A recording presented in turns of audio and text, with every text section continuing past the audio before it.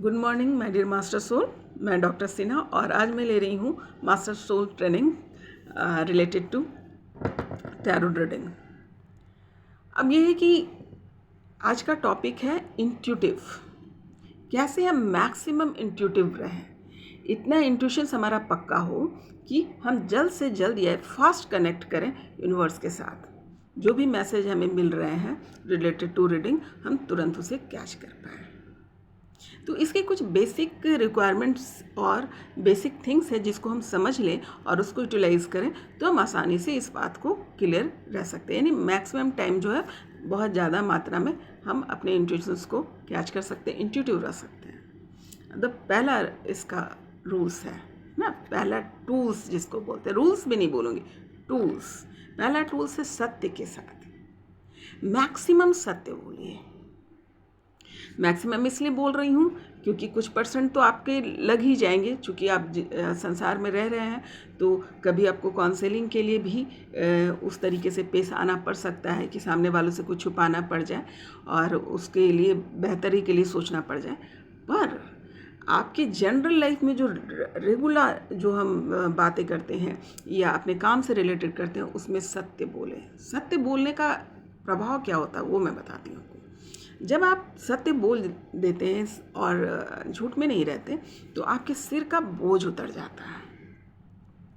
आप क्या हो जाते हैं, खाली हो जाते हैं और खाली जगह में ही जो है वो नई चीज़ आप भर सकते हैं। तो जब आप बोझ से विमुक्त होंगे तभी आप कनेक्ट हो पाएंगे। अगर आप बार बार झूठ बोल रहे हैं तो क्या होगा कि आप बोझ से बोझिल रहेंगे तो आपको अगर इंट्यूशंस आ भी रहे हैं तो आप नहीं पकड़ पाएंगे क्योंकि जगह खाली है नहीं। इसीलिए सबसे पहले सत्य से, लाइफ में सबसे बड़ा प्रॉब्लम जो है यही है। तो मैक्सिमम टाइम जो है आप सत्य से जुड़िए, सच बोलो, जो होगा सो होगा, लेकिन सच बोलो। आपका दिमाग से बोझ तो उतर जाएगा और आप खाली हो जाएंगे, पहला। दूसरा क्या है कि आपने क्या करना है, सिलेंडर किनको करना, गॉड को। क्योंकि ये जो कार्य है ना, वी आर द मैसेंजर, है ना। मास्टर सोल्स कौन है, जो मैसेंजर है, यानी किसका कार्य कर रहे हैं, डिवाइन का कार्य कर रहे हैं। तो आपने क्या घबराना नहीं है, उसको बोझ की तरह नहीं लेना कि आप क्या करूं, इतने सारे लोग को मैं कैसे देखूंगा, कैसे करूंगा, क्या करूंगा। इट्स नॉट योर हेडक, है ना, ये आपकी परेशानी नहीं है। ये क्या है, ईश्वर ने आपको काम दिया है। इसका अर्थ यह है कि वो आपको वो सारी चीज़ें प्रोवाइड कर रहे हैं, वो आपको समझ बुद्धि सब प्रोवाइड कर रहे हैं। तो आपने पूरी तरीके से सिलेंडर हो जाना है कि जो भी आप बोल रहे हैं प्रभु मैं पहुंचा रही हूँ। इसमें नहीं पढ़ना है कि मैंने बोला है, हमने तो बोला ही नहीं है। ये संदेश किसका हम पहुंचा रहे हैं, गॉड का संदेश पहुंचा रहे हैं। जब गॉड का संदेश पहुंचा रहे हैं तो हम कहाँ, हम तो कुछ भी नहीं है, हम सिर्फ एक जरिया है ना। आप अपने आप को सिर्फ जरिया समझेंगे कि आपको मैसेज दिया गया, आपने पहुंचा दिया, और जो काउंसलिंग आपको लगानी है वो लगाएंगे। बोझ नहीं लेंगे, सिलेंडर करेंगे, मैं में नहीं आएंगे। द थर्ड पॉइंट वही है, मैं उसी पे जा रही हूँ। ईगो या घबराहट भी हमने इस बात की नहीं लेंगे कि मैं कैसे करूँगा। वो रास्ते वो बना रहा है ना, वो रास्ते वो आपको वो बुद्धि वो विवेक मिल रहा है जिससे रास्ते बन रहे हैं। और आप ईगो में भी नहीं जाएंगे, अरे मैंने उसे बताया, मैंने ये किया, मैं इस पोजीशन को फॉलो करती हूँ या करता हूँ, मैं लोगों की बात समझाने में मैं गॉड का मैसेज ले पाता हूँ। इन सब अहंकार में नहीं पड़ेंगे, क्षण भर के लिए भी नहीं। न डरेंगे न अहंकार में जाएंगे। कहने का अर्थ न्यूट्रल रहेंगे, है ना, नॉर्मल रहेंगे, ताकि जितने आप शांत रहेंगे, जितने न्यूट्रल रहेंगे, जितने हल्के रहेंगे, उतना ही आप इंट्यूटिव होंगे, उतना ही ज़्यादा जो है अपना काम आसानी से कर पाएंगे। करना तो है ही, है ना, पर सही ढंग से करेंगे तो हम भी गुड फील करेंगे, हम भी ईजी फील करेंगे। आई बात समझ में। उसके बाद क्या है कि सबसे इम्पॉर्टेंट बात कि इंट्यूटिव कब होते हैं हम, हमारे अंदर जो फेमिनाइन एनर्जी और मैस्कुलिन एनर्जी दोनों ही मौजूद होता है, ये पता है सभी को। पर इंट्यूटिव होना डिपेंड अपॉन फेमिनाइन एनर्जी से है। अब मान लो कि कोई टैरो रीडर है, जो मैसेंजर है, वो मेल बॉडी को बिलोंग करता है या फीमेल बॉडी को बिलोंग करता है, पर उसकी जो है फेमिनिन एनर्जी जो है एक्टिव होनी चाहिए। फेमिनिन एनर्जी क्या होती है? जिसके पास बहुत पेशेंस हो, वो तुरंत कैच कर लेता है क्या घटने वाला है, क्या नहीं घटने वाला है।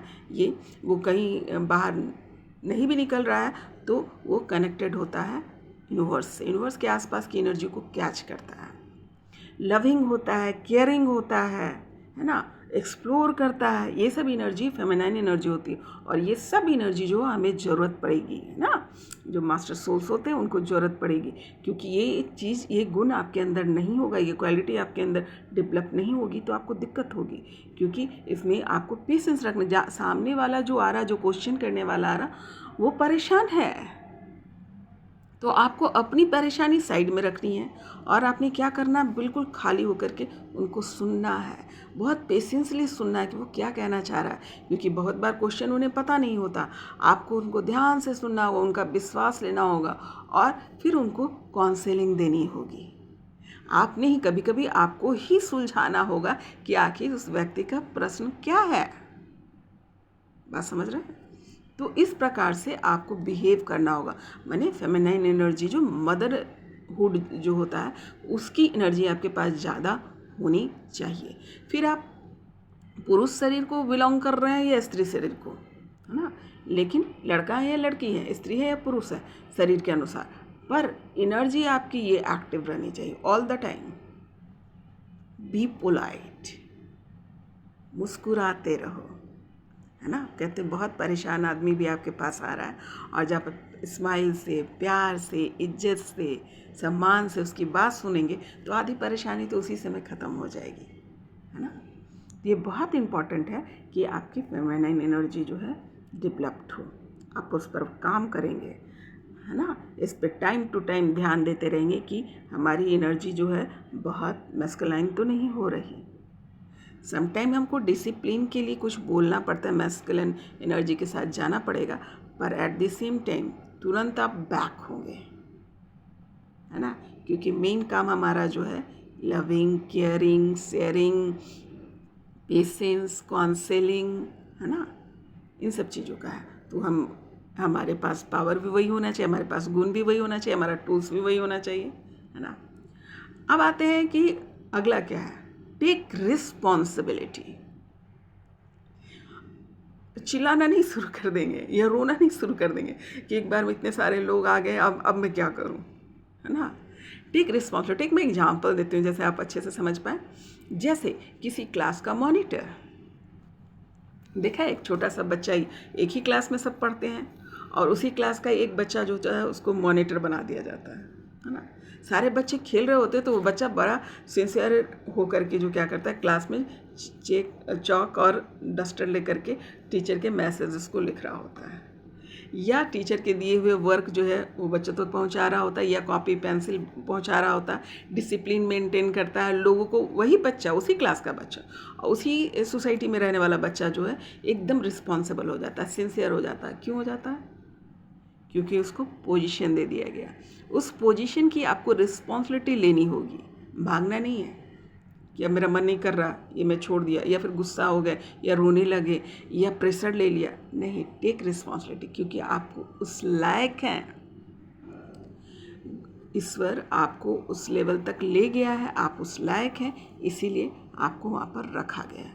तो अपनी रिस्पॉन्सिबिलिटी लेंगे, ले करके जो है उसको, जब आप अपनी रिस्पॉन्सिबिलिटी ले लेंगे ना दिल से, दिमाग से, तो सब आसान हो जाएगा, है ना।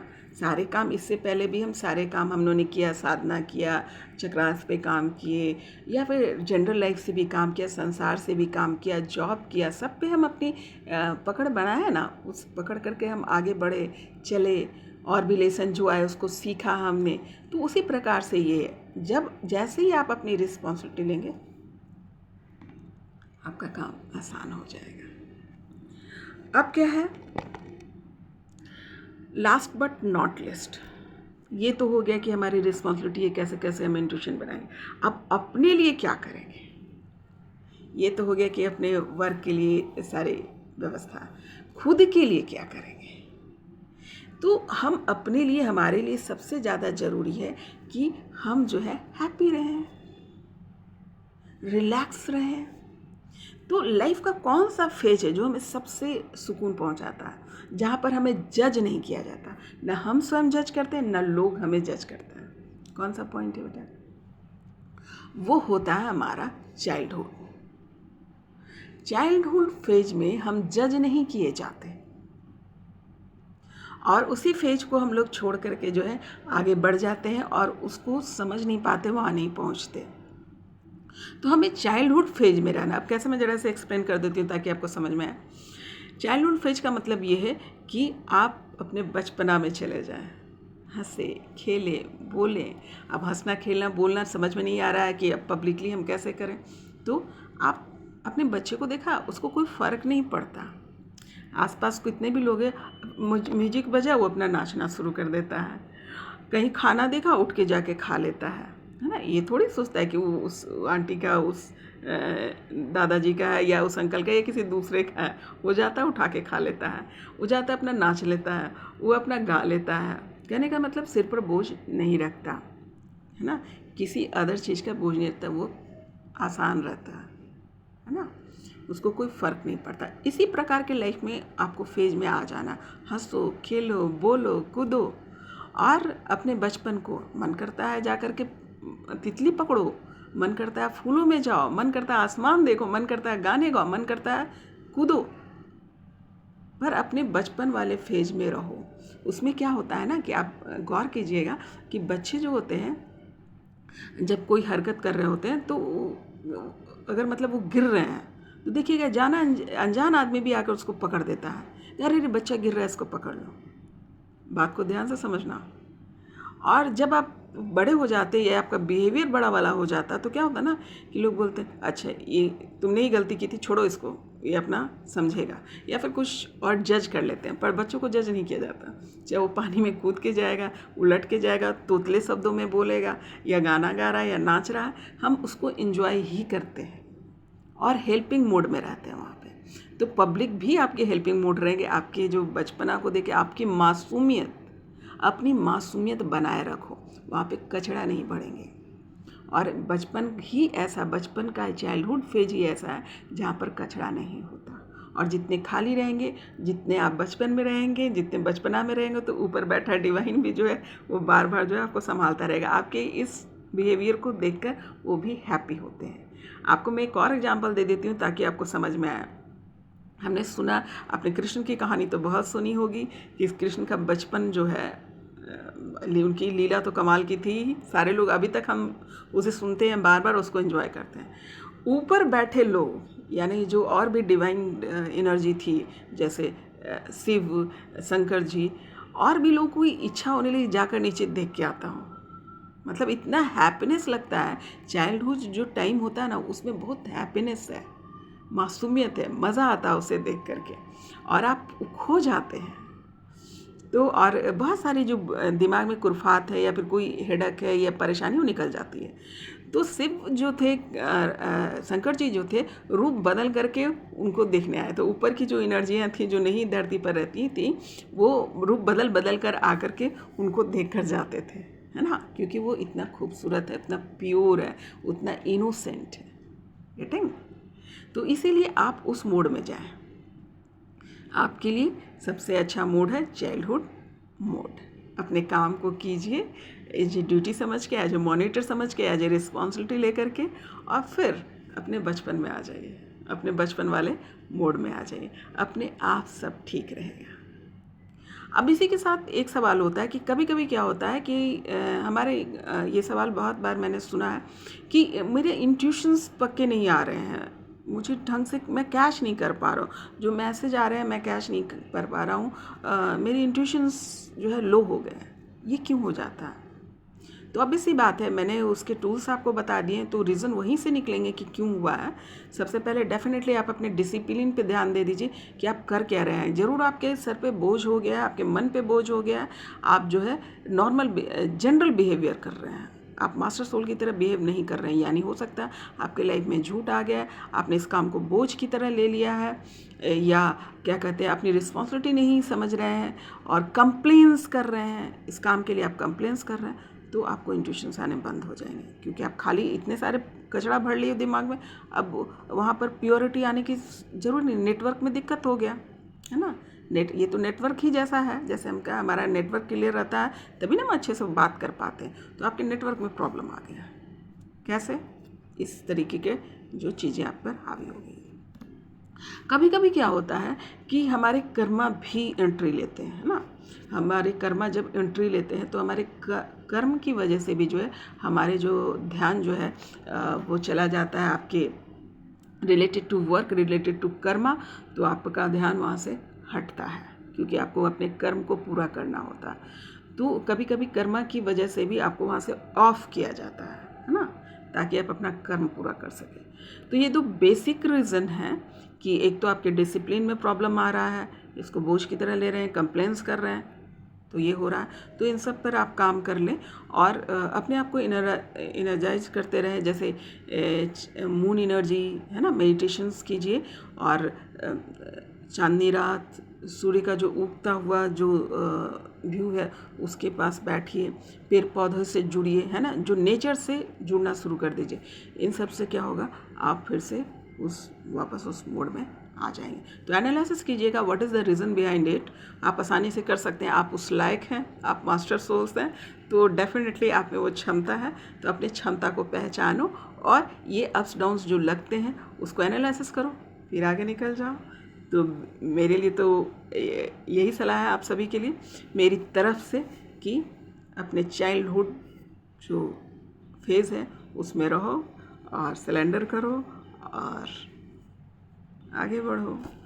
तो उम्मीद करती हूँ ये टॉपिक आपको समझ में आया होगा। इससे रिलेटेड कोई भी सवाल है आप पूछ सकते हैं, व्हाट्सएप पे मैसेज के जरिए, फेसबुक पर, इस वीडियो के नीचे कमेंट्स पे, ये सारी वीडियो सभी जगह जाएंगी, तो आपने वहाँ पर करना है। और कोई अपना नाम नहीं बताना चाहते हैं तो आप पर्सनली व्हाट्सएप मैसेज कर सकते हैं।